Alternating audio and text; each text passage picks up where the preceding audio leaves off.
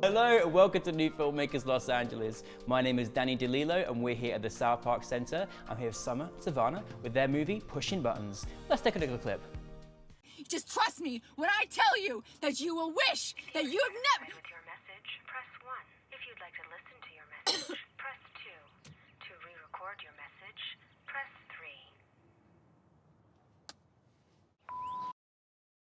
Thank you both for being here and thank you for giving your wonderful film and journeying with us. For those that haven't seen it, tell us a brief synopsis.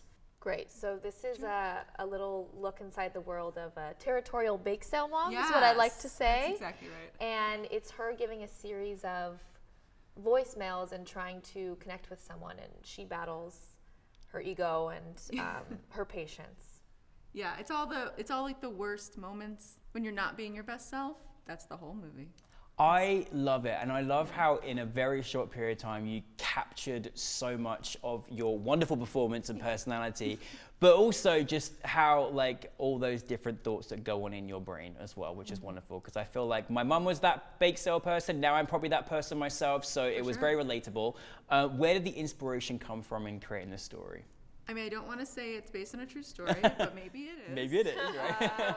Yeah, it's just that those things that you do when you're by yourself that you're maybe not that proud of, I feel like we don't have enough of those in the stories. So I was like, we got to put one out there. And Silvana wrote this, and I will say I applaud her too, because she wrote something that she goes out for these roles often. Yeah. She goes out for the mom, or maybe the quirky The not so mom. put together mom. Yeah, Aww. and so she really wrote for her advantage, and then we kind of just worked through the script together, and we made it as messy as possible. You know, but at the same time, I love it because it was just so human, you know? Like, we're not all perfect all the time, you know? Yeah. And we have different emotions and feelings about certain things, and what we may have felt 30 seconds ago is different to what we feel in the future. Absolutely. And so I was like, oh my goodness, I love that you made a story that was just so human, you know? And actually people watch it thinking, yeah, I've been that person before.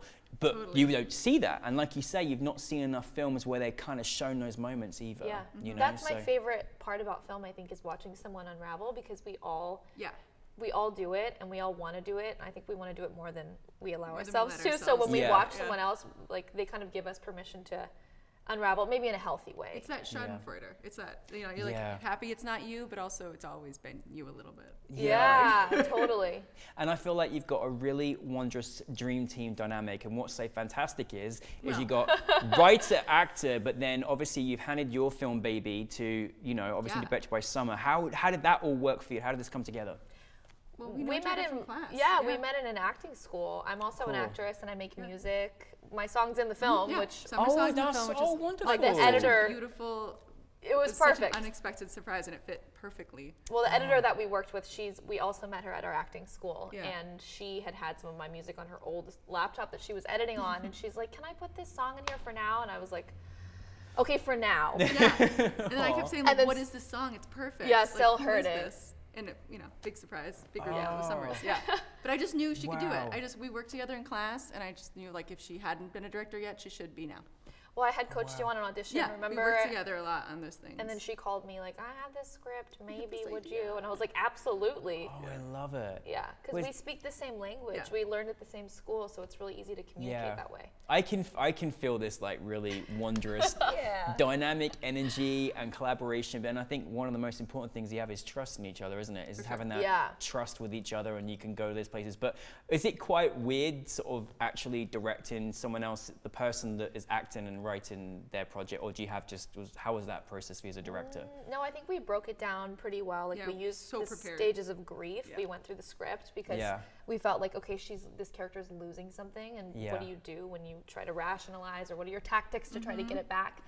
So we went through that, and I think we did it very separate, you know, so we had our time to go over the script as the writer and kind of redraft where we needed to, and then it just really helped that we speak the same language, I think. Like, I would throw her a thought, or I'd give her an example of someone in our class, be like them. Or it's there's like a level of trust that comes because I hadn't done this before. And I thought, well, I have to do it with someone that I know already, because they're going to encourage me instead of feeling intimidating. It becomes very empowering when someone I know is in my corner.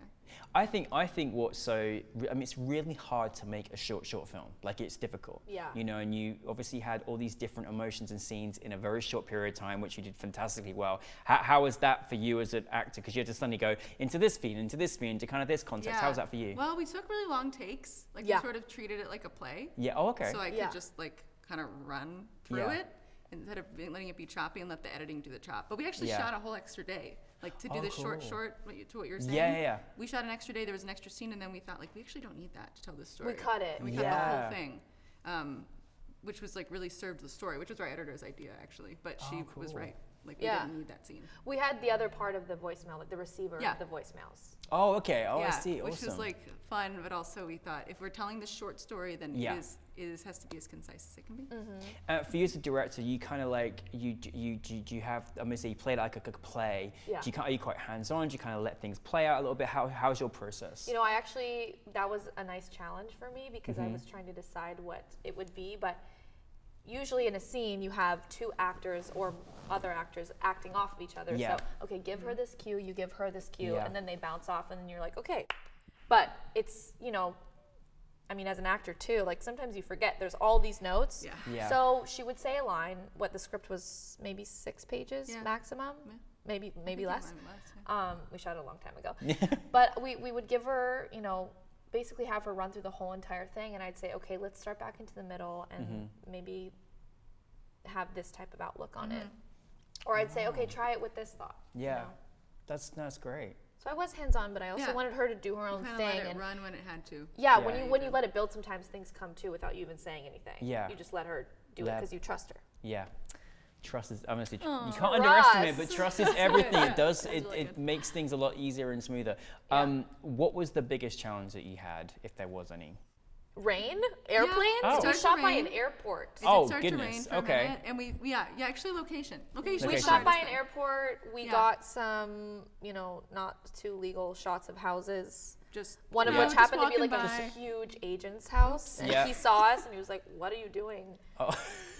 But he just said it with his eyes, so we kind of, you know, we just were guerrilla style. Okay, fair enough. Yeah, I think it was like paring it down so it could happen. Yeah. You can like write a script. You can write a script where it's set in like a baseball game, but we can't shoot that, you know?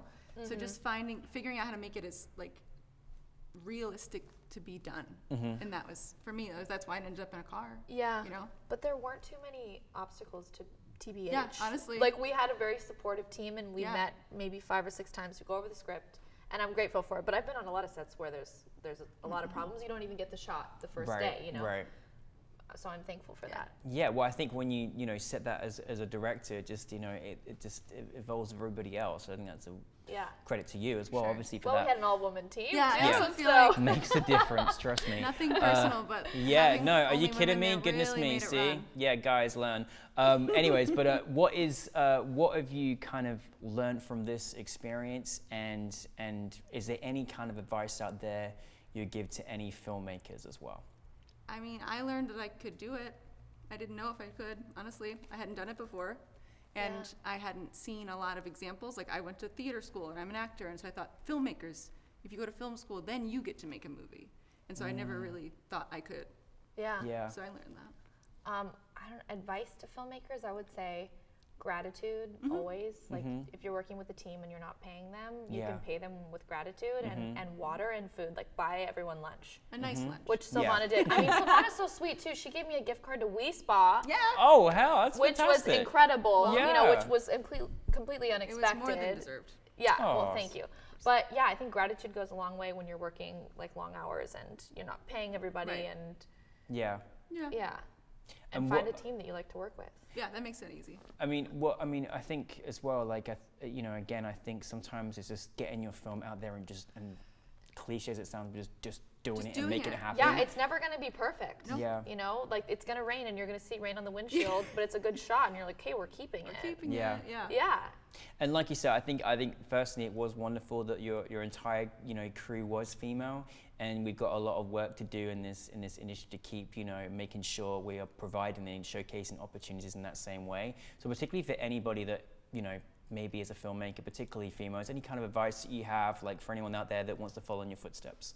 I mean, don't wait. Yeah. Like, yeah. just start. Don't wait, create. Just start. Don't wait, create. I love that. It's true. Hashtag that. There you go. And if you start to do it and it's exciting, people get excited for you and they want to be part of it. It was very hard for me to ask for help. Like, yes, ask for help. ask for help. Yeah, totally. Ask for your dang help and you will get it. And, and trust in the people that you work with and be grateful and find a team of women. Yeah.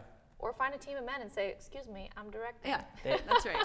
Don't get over it and enjoy it and appreciate it. No, I think what is great is you can certainly tell in a film when there's a really tight-knitted team crew, because it kind of showcase. I think as a filmmaker, you can kind of you can feel the energy even on camera, which I think you showed very well in your film. Cool. What is next for you both together or individually?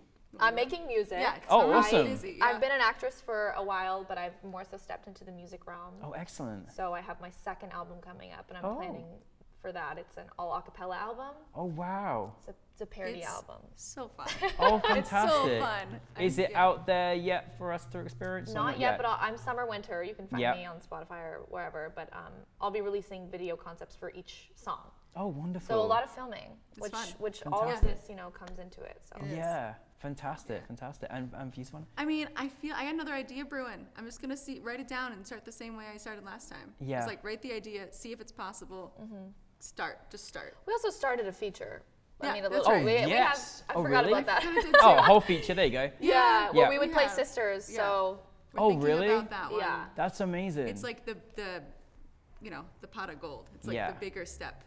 Yeah, absolutely. Well, you both have amazing chemistry, so you have to keep working together because you've got a good team there. Okay, fine. Yeah, all right.